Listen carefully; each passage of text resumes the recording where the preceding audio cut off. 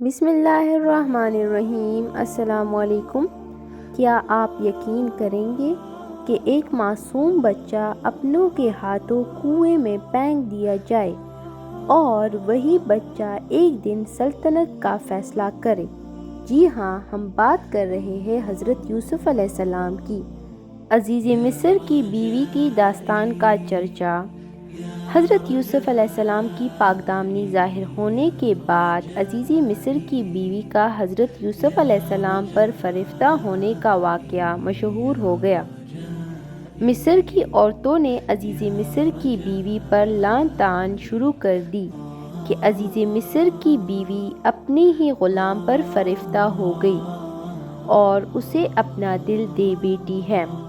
جب عزیز مصر کی بیوی کو پتہ چلا تو اس نے عورتوں کی ایک محفل منعقد کی اور مہمان نوازی کے طور پر دسترخوان پر پھل بھی رکھ دیے اور ہر ایک کے ہاتھ میں ایک ایک چھری بھی دے دی تاکہ اپنے سامنے رکھے ہوئے پھل کاٹ کر کھائے۔ عین اسی وقت جب عورتیں پھل کاٹ رہی تھیں، حضرت یوسف علیہ السلام کو ان کے سامنے بلایا۔ عورتیں آپ علیہ السلام کے حسن و جمال کو دیکھ کر ایسی متاثر ہوئی کہ اپنے ہوش و حواس ہی کھو بیٹھے۔ انہوں نے پھلوں کی بجائے اپنے ہی ہاتھ زخمی کر لیے اور حیرت و تعجب کا اظہار کرتے ہوئے پکار اٹھے کہ ہمارے سامنے کوئی انسان نہیں بلکہ آسمان سے کوئی نہایت حسن و جمیل فرشتہ اتر آیا ہے۔ عزیز مصر کی بیوی نے موقع پا کر کہا کہ اسی کے بارے میں تم مجھ پر لعن طعن کر رہی تھی۔ فرمان الہی ہے۔ ترجمہ۔ اور شہر کی عورتوں میں چرچا ہونے لگا کہ عزیز مصر کی بیوی اپنے نوجوان غلام کو گناہ پر ابھارتی ہے۔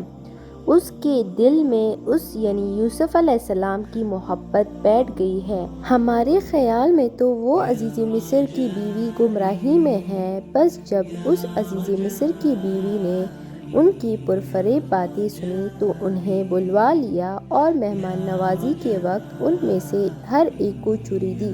اور عین اس وقت جب کہ وہ پھل کاٹ کر کھا رہی تھی، یوسف علیہ السلام سے کہا، ان کے سامنے آؤ۔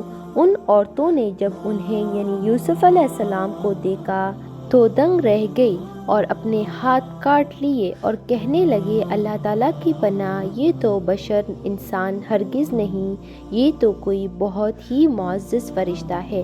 اس عزیز مصر کی بیوی نے کہا، یہی تو وہ شخص ہے جس کے بارے میں تم مجھے طعنہ دے رہی تھی اور میں نے ہی اس سے اپنا مطلب حاصل کرنا چاہا تھا، لیکن اس نے اپنے آپ کو بچا لیا اور اگر اس نے میرا کہنا نہ مانا تو یقیناً یہ قید کر دیا جائے گا اور بہت ہی ذلیل ہوگا۔ حضرت یوسف علیہ السلام کی عورتوں کے مکر و فریب سے بچنے کی دعا۔ جب حضرت یوسف علیہ السلام نے عزیز مصر کی بیوی کی دعوت پر آنے والی عورتوں کے مکر و فریب کو دیکھا تو اللہ تعالیٰ کے حضور مکر و فریب سے بچاؤ کے لیے دعا مانگی۔ فرمان الہی ہے۔ ترجمہ۔ اس وقت یوسف علیہ السلام نے دعا مانگی، اے میرے پروردگار، جس بات کی طرف یہ عورتیں مجھے بلا رہی ہیں اس سے تو مجھے قید خانہ زیادہ پسند ہے۔ اگر آپ نے ان کا مکر مجھ سے دور نہ کیا تو میں ان کی طرف مائل ہو جاؤں گا اور نادانوں میں سے ہو جاؤں گا۔ بس ان یعنی حضرت یوسف علیہ السلام کے رب نے ان کی دعا قبول کر لی اور عورتوں کے مکر ان سے دور کر دیے۔ یقیناً وہ خوب سننے والا اور جاننے والا ہے۔ حضرت یوسف علیہ السلام قید خانے میں۔ عزیز مصر نے جب حضرت یوسف علیہ السلام کی بے گناہی کے تمام شواہد و دلائل کے باوجود مشیروں سے مشورہ کرنے کے بعد مصلحت اسی میں سمجھی کہ یوسف علیہ السلام کو کچھ مدت کے لیے قید خانہ میں بند کر دیا جائے تاکہ اپنے خاندان کا عیب چھپ جائے اور وقت گزرنے کے ساتھ لوگ اس واقعے کو بھول جائیں۔ چنانچہ اس نے حضرت یوسف علیہ السلام کو قید خانے میں ڈال دیا لیکن اللہ تعالیٰ نے اس قید کو بھی آپ علیہ السلام کے لیے خیر و برکت کا باعث بنا دیا۔ فرمان الہی ہے، پھر یوسف علیہ السلام کی پاک دامنی کی تمام نشانیوں کو دیکھ لینے کے بعد بھی انہیں یہی مصلحت معلوم ہوئی کہ یوسف علیہ السلام کو کچھ مدت کے لیے قید خانے میں رکھے۔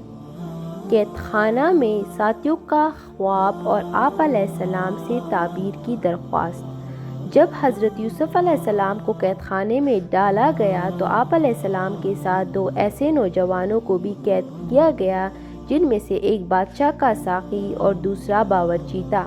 ان دونوں پر بادشاہ کو زہر دینے کا الزام تھا۔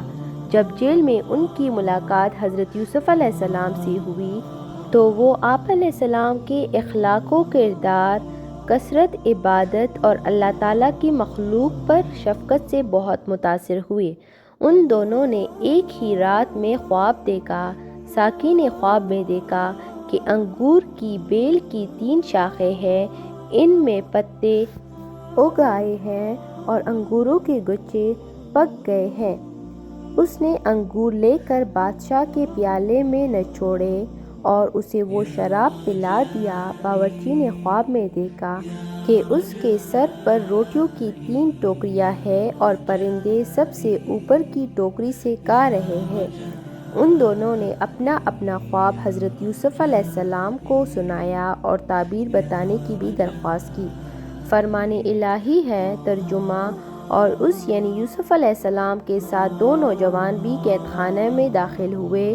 ان میں سے ایک نے، جو شاہی ساقی تھا، کہا، میں نے خواب میں اپنے آپ کو انگوروں کے رس سے شراب نچوڑتے دیکھا ہے، اور دوسرے نے، جو شاہی باورچی تھا، کہا، میں نے اپنے آپ کو دیکھا کہ میں اپنے سر پر روٹی اٹھائے ہوئے ہوں جسے پرندے کھا رہے ہیں۔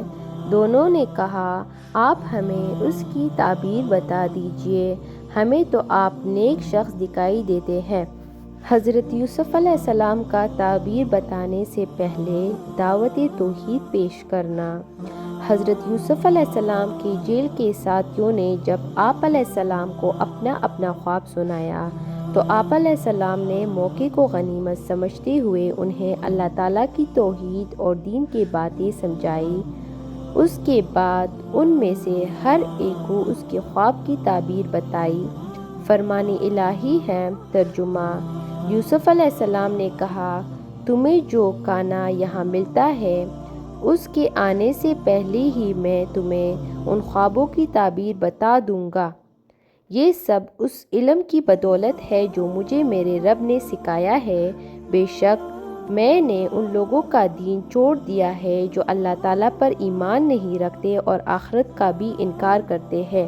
میں تو اپنے باپ دادا یعنی ابراہیم علیہ السلام، اسحاق علیہ السلام اور یعقوب علیہ السلام کے دین کا پیروکار ہوں۔ ہمارے لیے یہ جائز نہیں کہ ہم اللہ تعالیٰ کے ساتھ کسی کو بھی شریک کریں۔ یہ عقیدہ توحید ہم پر اور لوگوں پر اللہ تعالیٰ کا خاص فضل ہے، لیکن اکثر لوگ ناشکری کرتے ہیں۔ اے میرے قید خانے کے ساتھیوں، تم خود ہی سوچو، کیا مختلف معبود بہتر ہے یا ایک اللہ جو سب پر غالب ہے؟ اس کے سوا تم جن معبودوں کی عبادت کرتے ہو وہ تو صرف چند نام ہیں جو تم نے اور تمہارے باپ دادا نے خود ہی رکھ لیے ہیں۔ اللہ تعالیٰ نے ان کی عبادت کی کوئی دلیل نازل نہیں فرمائی۔ تابعداری صرف اللہ تعالیٰ ہی کی ہے۔ اس نے حکم دیا کہ تم سب صرف اسی کی عبادت کرو، یہی صحیح دین ہے، لیکن اکثر لوگ یہ بات نہیں جانتے۔ اگر ویڈیو پسند آئی ہو تو لائک کریں، شیئر کریں اور چینل کو سبسکرائب کریں۔ جزاک اللہ۔ اللہ حافظ۔